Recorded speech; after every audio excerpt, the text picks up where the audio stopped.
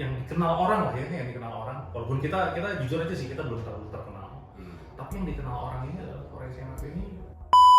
Ya saya nggak akan bilang good reputation ya, tapi Karena biasanya kalau komplain soal broker itu selain soal manipulasi, biasanya juga soal withdrawal. kalau withdraw ini tidak sesuai aturan. Oke guys, jadi akhirnya setelah tadi gue tidak diperbolehkan untuk filming, gue udah ketemu dengan Pak Armanto di sini dan akhirnya gue diperbolehkan untuk filming dengan beberapa syarat. Apa aja tuh syaratnya tuh, Pak Armanto? Oke, ini teman-teman di channelnya Pak David ya. Iya. Ada TikTok, Instagram. Jadi tadi saya minta 3 syarat karena saya lihat Pak David ini punya konten baik ya, ngajarin cari tempat yang oke. Yang pertama syaratnya ikut donor darah Pak. Jadi Donor darah guys. ya besok kita ada kerjasama dengan PMI donor darah. Jadi broker ini nggak ngurusin emas, euro begitu aja ya. Kita juga ada program donor darah. Jadi Pak David bisa ikut sumbangkan darahnya. Badannya sih bagus, berarti darahnya bagus. Yang kedua, kalau memang interview ini atau pertanyaan-pertanyaan nanti dianggap berguna, itu harus disiarkan di media-media sosial medianya Pak David. Kalau ini bagus ya. Yang ketiga adalah kalau broker ini masuk ke standarnya beliau, saya mau ajak kerjasama. Dan dia harusnya 80% mau dong, karena brokernya itu. Jadi kalau konten ini sampai tampil, kemungkinan nanti Berarti kita akan agree. kerjasama. Berarti kita udah agree ya kerjasama ya kalau misalkan konten ini udah tampil ya. Oke. Tapi kalau misalkan nggak tampil berarti Aku apa? Oke. Tidak deal berarti ya. Saya pede tampil Pak. Pede tampil ya. Pede. Oke. Berarti kalau misalkan video ini muncul di YouTube berarti saya dan Pak Armanto selaku manajer dari Forex IMF kita udah deal nih untuk kerjasama. Oke. Dari Pak Armanto sendiri ada opening statement mungkin? Nggak ada Pak. Kita langsung kasih yang terbaik. Kita langsung interview ya. Oke.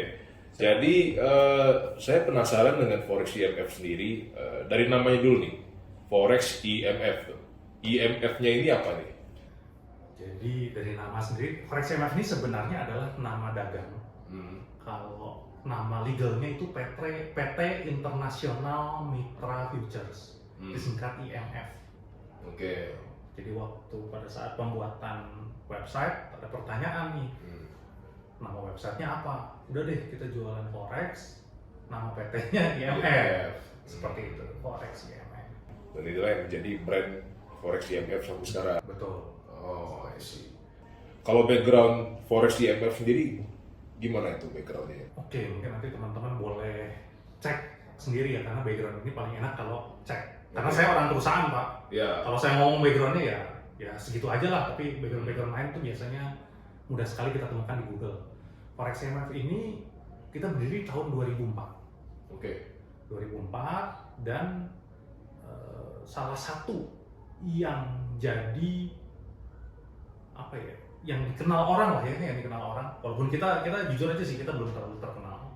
Tapi yang dikenal orang ini adalah Forex IMF ini baik-baik.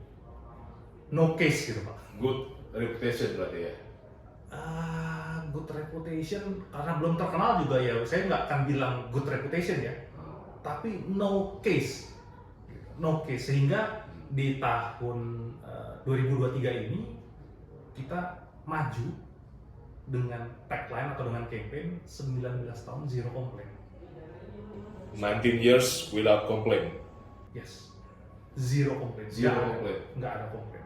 Nah, balik lagi tadi kalau yang pertama silakan dicek. Komplainnya adalah komplain-komplain yang berurusan dengan atau orang merasa dirugikan. Oke. Seperti itu, silakan cek. Manipulasi maksudnya ya, dalam artian broker memanipulasi sehingga Salah satunya seperti itu. Tapi kan ada juga orang yang merasa saya ya namanya dispute ya Pak, biasa ada dua belah pihak. yes. Manipulasi itu susah dibuktikan. Oke. Tapi kalau saya merasa tidak nyaman karena A, B, C, saya merasa dirugikan A, B, C, nah itu boleh dicek. Di Google lah, di mesin cari Google, Bing, Yahoo, apapun itu. Karena biasanya kalau komplain soal broker itu selain soal manipulasi, biasanya juga soal withdrawal. Oke. Biasanya selalu ada komplain di situ. Jadi broker-broker yang mungkin kurang terpercaya akan sangat susah di bagian withdrawnya itu nanti. Kita memang sering dengar ya Pak ya, sering lihat, sering baca juga bahwa kalau withdraw ini tidak sesuai aturan. Jadi kalau di kita ini memang ada standar, ada SOP untuk withdrawalnya di bawah. Nanti mungkin perlu diperjelas juga, tapi ketika ditarik dana tersebut di bawah jam 11 itu akan diproses di hari yang sama. Oke, di bawah jam 11 siang ya? Waktu Indonesia Barat. Oke. Itu diproses di hari yang sama. Nah, ketika ya mungkin salah satu cerita yang saya dengar ya, sudah diminta diundur-undur seminggu, 2 minggu, sebulan, 2 bulan, itu jelas tidak sesuai standar. Dan di kita track record sendiri 19 tahun ini tidak pernah ada keterlambatan. Pernah satu kali, tapi itu karena sistem bank. Jadi kita sudah proses, tapi sistem banknya bermasalah sehingga nyampainya itu sore banget, delay. Tapi bukan gara-gara pihak sininya, tapi pihak banknya itu. Kita proses ke bank. Zaman itu masih zamannya LLG ya. Kalau mungkin ada yang angkatannya, kalau sekarang kan udah Bifas atau segala macam. Angkatannya LLG itu sempat pernah satu kali, saya ingat, bermasalah. Selama 19 tahun, baru satu kali itu doang berarti ya? LLG sih belum 19 tahun ya Pak, tapi anggaplah Pak 10 tahun terakhir satu kali. Ini cukup luar biasa juga ya so far ya. Tapi itu kata-kata dari saya mewakili perusahaan. Tolong dicek. Oke guys, jadi setiap yang diomongin di sini kalian bisa cek juga sendiri di internet gimana. Karena mungkin aja Pak Manto ada konflik of interest kan sebagai pihak dari broker. Nah, jadi untuk memastikan data yang dibicarakan di interview ini, teman-teman harus cek juga di internet kebenarannya gimana. Terus untuk akun-akun sendiri, akun-akun apa aja Pak yang ditawarkan oleh Forex IMF ini? Jadi dari Oktober kemarin ini menarik Pak, kita baru ada upgrade. Kita upgrade, akhirnya kita pergunakan surat izin. Jadi kita sebenarnya sudah dapat izin menjual mikro lot 0,01 itu di awal tahun. Tapi kita lihat kita perlu bebenah dari internal sehingga Oktober kemarin kita keluarkan. Saat ini kita punya yang utama ini, kita ada 2 tipe ya. Ada tipe yang akun namanya low spread. Itu sangat deskriptif gitu, berarti spreadnya diusahakan sangat rendah. Yang kedua adalah akun light.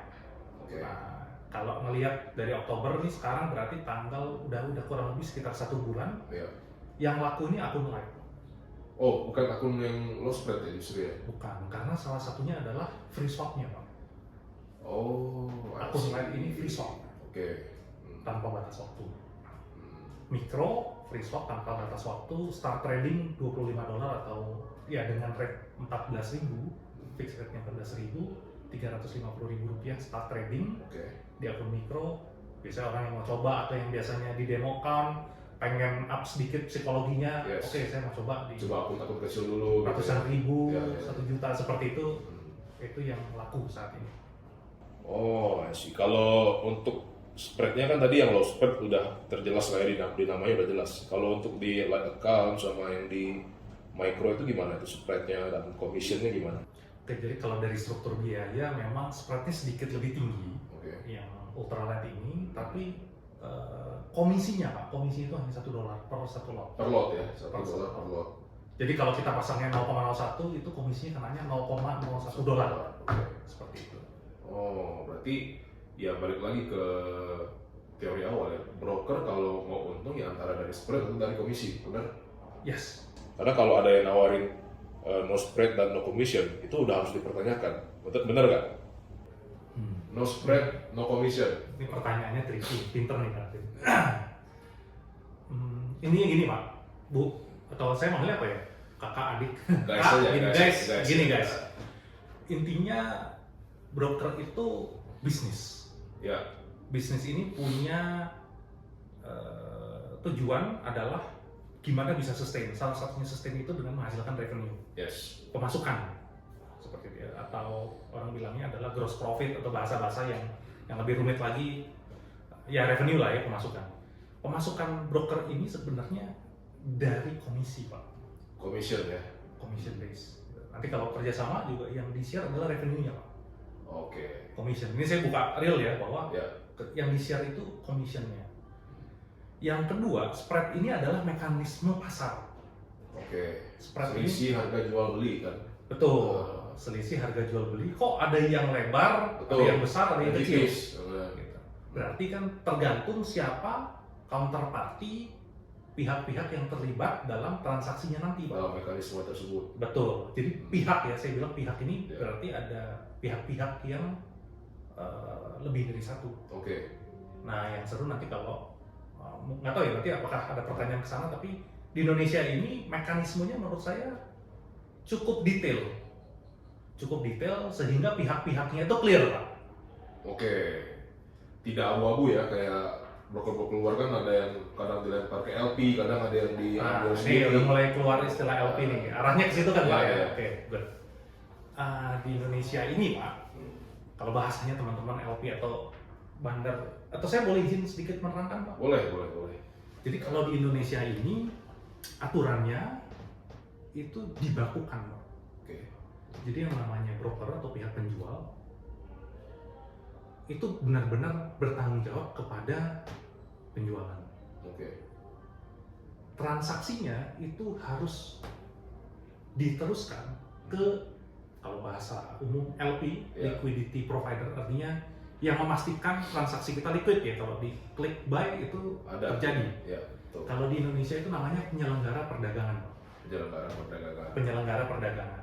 Nah, broker dipastikan melemparkan amanat, bahasanya jangan bahasa perjanjian. Broker ini dipastikan transaksinya itu di penyelenggara perdagangan. Transaksi itu diawasi, dilaporkan ke pihak bursa. Oke. Di Indonesia ada 2 bursa, Pak. Ada ICDX dan BBJ. Oke. Seperti itu. Ini semua di bawah Kementerian Perdagangan. Dan yang lebih serunya dibandingkan yang luar itu adalah jalur keuangan, karena kalau orang mau ngakal-ngakalin, nipu, itu urusannya sama uangnya, Pak. Oh, I see. Jadi harus uangnya ada underlying-nya berarti ya. Betul. Uangnya ini nggak di broker, Pak. Oh. Nggak di penyelenggara, di lembaga lain, clearing, Oke, di clearing. lembaga clearing. Jadi kalau mau ngakalin, mau itu urusannya pasti nanti ujung-ujungnya kan ke uang. Uangnya ini nggak dipegang pihak-pihak, ada pihak lain yang Yes. yang menguasai, sehingga ketika terjadi sesuatu safe under pihak itu. Seperti itu. Dan untuk menjalankan mekanisme ini, jadi kalau saya bilang nih, mungkin nanti coba saya tulis-tulis ya, tapi atau saya gambarkan. Tapi ada yang menjual, ada yang menyediakan likuiditas, Ya, yang menampung ya. yang menyediakan likuiditas atau menampung. Transaksinya ini tercatat dan diawasi oleh pihak lain bursa, Oke. yang dimana jalur keuangannya dikendalikan pihak lain lagi, Pak. Clearing. Oh gitu ya. Cukup ternyata cukup kompleks ya. Kompleks dan clear, Pak. Kalau yang di luar ya udah pokoknya satu broker, duitnya di situ, transaksinya di situ. Jadi kalau mau investasi bodong, penipuan, ya udah uangnya di situ, transaksinya saya atur. Hilang gitu ya. Ya, saya ketik ulang tuh, Bapak bisa geser 100 pip, Pak, transaksinya. Betul. Karena tidak ada Full pihak-pihak lain. kontrol di mereka semua gitu. Betul. Oleh karena itu regulator kita di Indonesia ini saya bilang very good. Dia pisahkan secara sistematis. Dan entitasnya juga dipisahkan berarti ya. Betul. Tiap entitas punya job desk mereka masing-masing. Betul. Dan tidak bisa dicampur satukan satu sama lain, itu nggak bisa. Yes. Role-nya beda-beda. Ada yang mengawasi transaksinya, ada yang mengawasi uangnya, ada yang menyediakan likuiditasnya, dan ada yang menjual, Pak. I see. Jadi yang menjual ini nggak bisa menyediakan likuiditas, Ya. yang menyediakan likuiditas nggak bisa menjual. Oh iya. Seperti itu. Ini kita berbicara how it's supposed to work atau memang semua broker kayak gitu atau memang beberapa Di broker Indonesia. harusnya seperti itu. Di Indonesia yang under Bapepti, aturannya seperti itu. Oke. Aturannya seperti itu. Apakah mereka menjalankan atau tidak? Rahasia dapur. Bukan rahasia dapur, Pak. Harusnya menjalankan. Karena kalau begitu tidak menjalankan, Sanksi ya. bisa dibekukan. Ya banyak lah, banyak. Pasti ada sanksinya. Seperti itu. Tapi yang paling penting, nah ini kalau dilihat dari forex yang paling penting ini, cara ngeceknya kan susah ya, Pak. Iya. Saya baru dengar nih clearing. Iya. Saya baru dengar nih ada bursa. Saya baru dengar nih Bapepti. Cara ngeceknya seperti apa? Paling enak Dan itu kenapa kita maju ya Pak. Iya. Cek ada komplain nggak, ada masalah nggak. Karena ujung-ujungnya yang keluar adalah masalahnya Pak. Orang nggak ngerti kena masalah dulu kan. Yes. Baru mereka cari tahu biasanya seperti itu. Iya. Biasanya di kita biasanya seperti itu ya di Indonesia ini, kena masalah cari tahu. Kalau nggak ada masalah, aman-aman aja berarti sudah sesuai standar dari yang tadi ya, Bapakti tadi ya. kalau saya mewakili pihak perusahaan, ya kita makanya berani ngomong, berani maju 19 tahun sudah komplain Pak. Kalau kita punya dosa di belakang kan, yakin mau ngomong gini. Karena tahun depan berubah. Kalau dari input dan processingnya udah nggak benar, pasti ada output yang nggak benar yang keluar gitu kan. Dalam artian komplain, kasus. Kalau udah kasus semua, Iya. runyam Pak. Ya. Berarti kita bisa bilang tolak ukur untuk kita bisa nilai broker ini berjalan sesuai dengan regulasi atau enggak ya kita lihat outputnya. Apakah ada komplain, apakah ada case anomali mungkin. Saya mungkin melihat itu sebagai best practice ya Pak. Iya. Tapi pendapat tadi benar, maksudnya gini, saya kalau mewakili trader atau orang yang tidak terbiasa birokrasi, baca dokumen, peraturan, undang-undang itu kan repot ya Pak. Ya, yang berhalaman-halaman gitu ya. Betul, tapi kalau googling kan gampang ya. Nah itu bisa jadi indikator utama lah, atau indikator, kok indikator sih, kayak trading aja. Indikasi ini kita berada di jalur yang tepat atau enggak. Tapi kalau teman-teman semua mau ikut mempelajari itu better Pak. Karena saya yakin kalau kita memang passion, pengen tahu dan juga menganggap ini sebuah tanda kutip bisnis yang serius, harusnya diperdalam Pak. Harusnya berani mengetahui lebih dalam. Saya hargai Bapak sampai datang ya Pak. Ya. Biasa kan browsing aja, paling nggak chatting, nanya-nanya. Saya nggak bisa gitu Pak. Soalnya kalau kita mau naruh sebuah dana itu ya, apalagi hasil kerja keras kita harus pertama melihat ini broker ada kantor basicnya nggak sih. Nice. Memang itu nggak menjamin sebenarnya, tapi kita lihat reputasinya juga, backgroundnya, udah berdiri berapa tahun. Balik lagi ada komplain atau enggak gitu. Dan so far ya, saya mah objektif ya, memang belum ketemu. Tapi Bapak udah dalam beberapa broker Pak? Beberapa broker lokal Bandung itu udah ada yang berkasus dengan teman saya. Jadi, ada just a little bit of apa ya, a little bit of noda, itu saya udah kayak mulai was-was. Di Forex CMF sendiri sebenarnya trading Forex itu gitu.